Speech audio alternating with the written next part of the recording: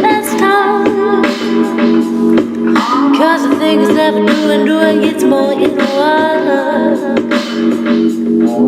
There are watchers, creators, lovers, fakers, spread my wings wide.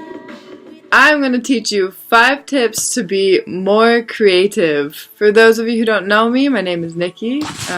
This is my painting, one of many. Those are drawings up there I've done. Those are patterns for a clothing line I'm working on. I've been selling and making art for as long as I can remember, and these are the 5 things that have helped me along my journey. First started out, I was no good at all.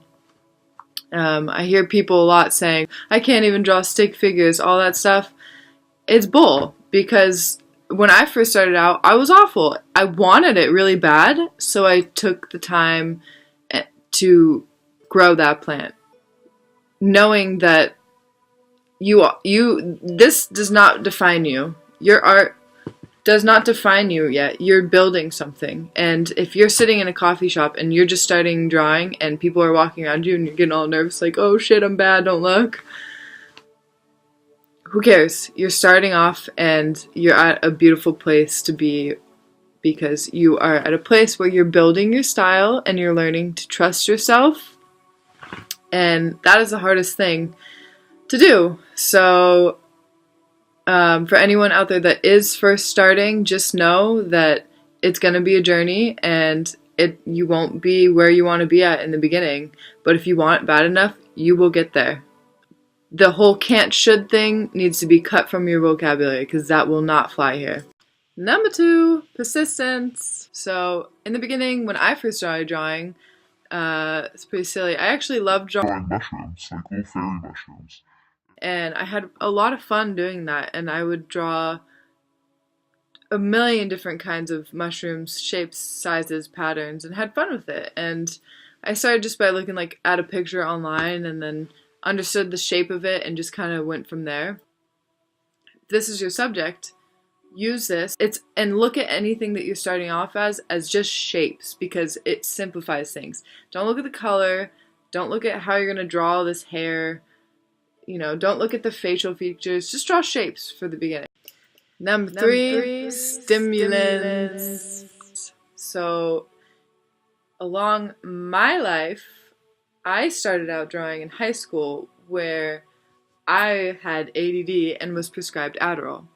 So yes, I started out drawing heavily influenced by Adderall, which I would not recommend to anyone. There's many different stimulants that you can use. I drink green tea when I'm painting, and I meditate before I paint. Those are my main go-tos, but I know a lot of other artists will, some drink whiskey, some drink coffee, some go on a run before, some do some acid. It's totally subjective. I personally think that the more natural you can be, the more open you can be to that creative force, and that's why meditation helps me a lot, because that you can do to break out of the current mind state that you're in and spark something new will help a lot.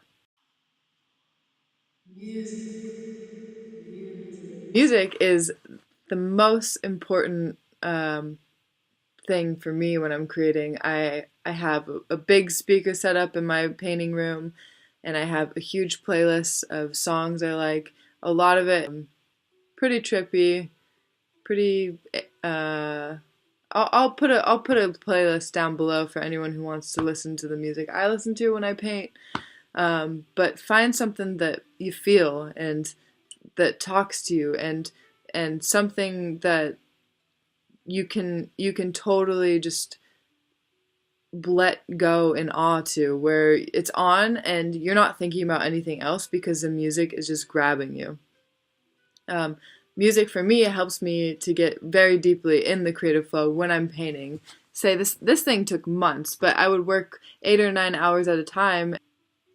Music was the only thing that was carrying me through that. If I was in silence, I would have been with my own thoughts, and if I was with mainstream music, then my painting would have been more mainstream. The music you choose creates the frequency at which your painting will vibrate at. So if you choose mainstream music, or you don't really choose at all what you're listening to, then you're not taking control of the style that you want to create. Number 5, feng shui your station. Feng shui your life. So it is crucial that you set an environment in which sacred energy can be called into. So just as the RS feng shui does to clear the energy of the room, to you don't want to block any windows because you want like some positive energy to be flowing, so you can breathe easier, you can think easier, and there's positivity around.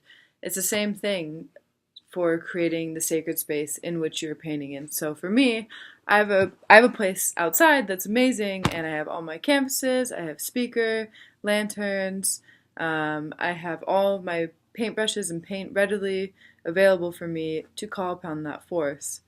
And it becomes a very sacred experience when you take the time to set up the environment to nurture this thing that you're trying to create.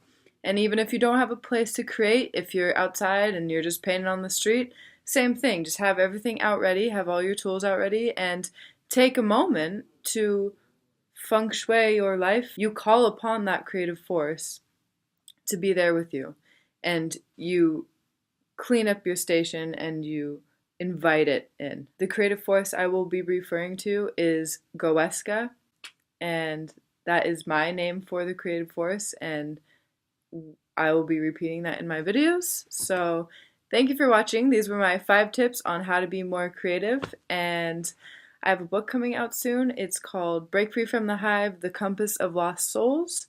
So look out for that.